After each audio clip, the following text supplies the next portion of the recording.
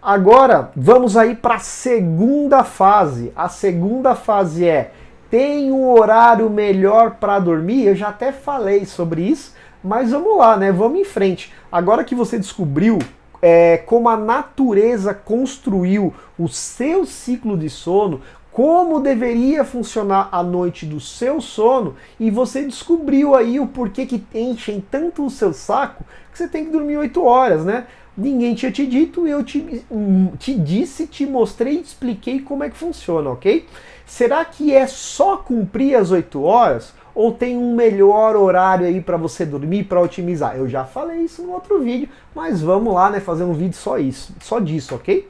Bom, vamos lá, ó. O que vocês estão vendo aqui, ó? Vocês estão vendo aqui em azul o cortisol. Então é a curva de cortisol em 24 horas, 6 da manhã, 6 da tarde, 6 da manhã. Em vermelho o quê? A curva da melatonina. Então quem controla o sono e a vigília é melatonina e o cortisol, ok? Portanto, problemas com o sono estão ligados à produção excessiva do cortisol, porque se o cortisol está alto e você não dorme, então para você dormir, ó, nota que o cortisol tem que estar baixo, o mais baixo do dia, e a melatonina tem que estar aumentando. Portanto, então, problemas com sono estão ligados ao excesso de cortisol ou melatonina insuficiente, que é diferente de produção insuficiente, porque essa luz que me ilumina está ferrando com a minha melatonina, ok?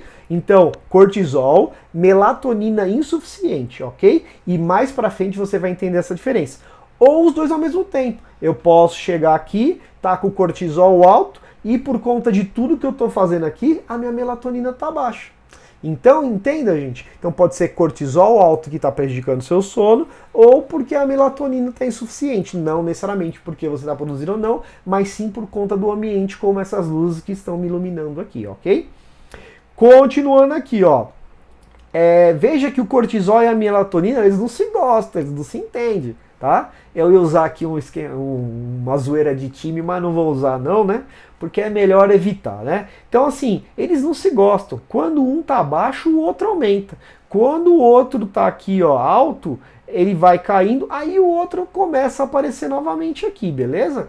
Então, assim, ó, vejam que quanto mais melatonina, maior o sono reparador. Então, você tem que aproveitar e dormir no horário que ela está alta, né? Se você for tentar dormir com cortisol alto, não vai dormir, né? Ou vai demorar bastante para dormir, ok?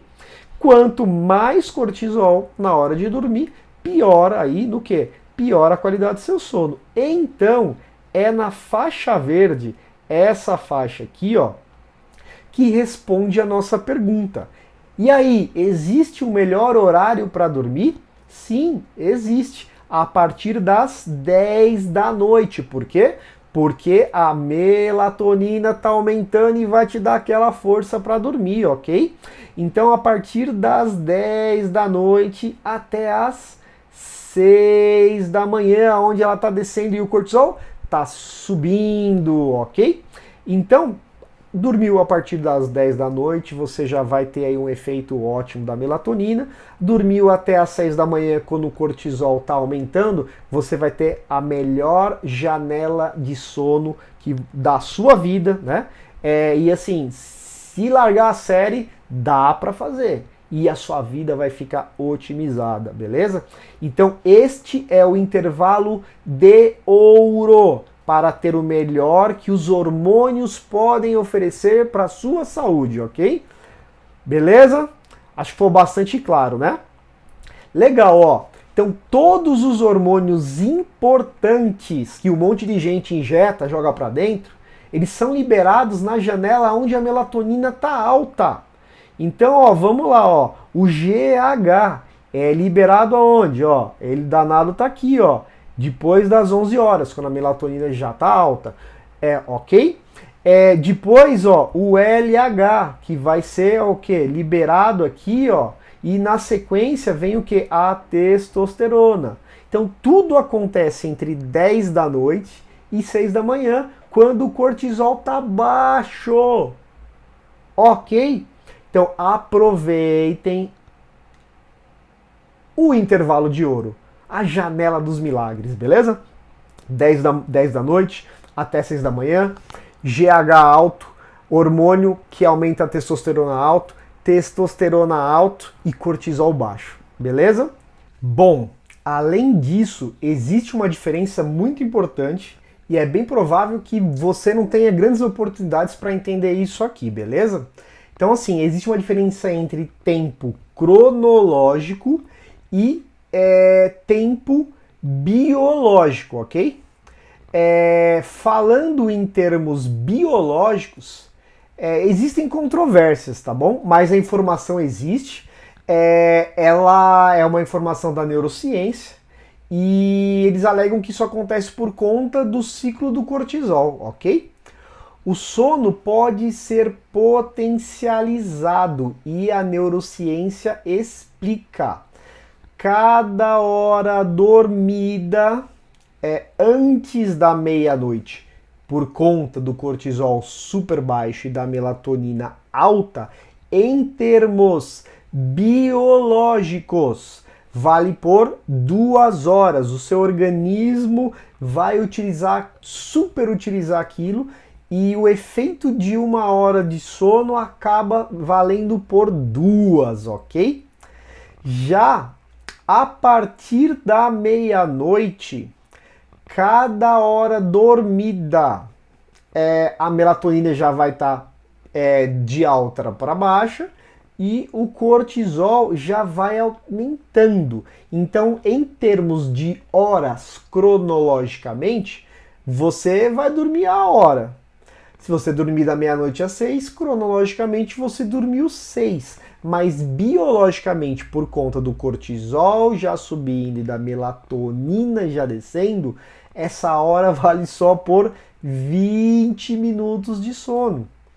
Ou seja, se você ou qualquer pessoa dormir 6 horas e todas essas horas forem depois da meia-noite, biologicamente você pode estar dormindo só 120 minutos.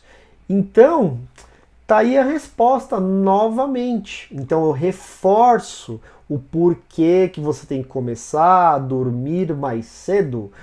Aproveitar o intervalo de ouro, o intervalo dos milagres. Então, começando a dormir às 10, você dorme 2 horas antes da meia-noite e essas horas vão valer 4. Você vai turbinar tudo na sua vida, tudo mesmo.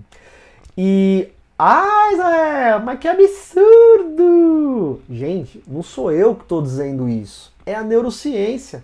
E olha essas duas informações aqui, ó. E aí vamos ver se essas informações aí te ajudam a te convencer, ok?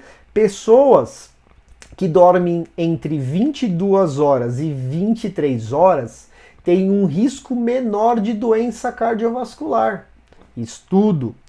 Aqueles que foram para a cama depois da meia-noite tiveram um risco 25% maior de ter doença cardiovascular, ok? Quando dormimos fora da sintonia do relógio biológico, experimentamos um aumento da inflamação. Gente, toda doença, eu ia falar santa doença, mas doença não é santa. Então toda doença se prolifera em um meio inflamado. E a falta de sono gera um meio inflamado. Ok? Mais um bom motivo para você mudar o seu hábito de sono. Continuando aqui, ó. Tá convencido? Não? Ainda não tá convencido? Tá achando aí que ainda vale continuar dormindo aí depois da meia-noite? Vamos lá. Nosso corpo e cérebro também tendem a se reparar melhor antes da meia-noite. Beleza? Então, não é o Israel que está falando, são os estudos. Tanto que alguns estudos, e teve um deles aí com mais de 400 mil pessoas, gente, e durou 6 anos e meio, sugeriu que aqueles que vão para a cama antes da meia-noite tendem a viver mais do que aqueles que não vão. E aí? E o que você acha? Pode ser? Dá para tentar fazer uma forcinha? Beleza. Mas assim, ó, não se desesperem, não desesperem. Por quê? Essa pesquisa também chegou à seguinte conclusão, que de 20 a 30% das pessoas, né, adultas, naturalmente tem um cronotipo night owl, e normalmente recebem o quê? Uma explosão extra de energia à noite. E para elas essa regra não vale. Então aí, ó, se você tiver desses 20, 30% da população, tá tudo certo também aí dormir depois da meia-noite. Mas como é que você vai saber se você tá ou não? Aí eu já não tenho como te explicar, a ciência não explicou isso ainda, então é melhor que você durma antes, porque você consegue todos esses benefícios que eu te mostrei até agora. Beleza? Bom, terminamos então. É importante dormir direto sem acordar, beleza? Logo mais eu volto com mais um vídeo. Valeu, tchau, tchau.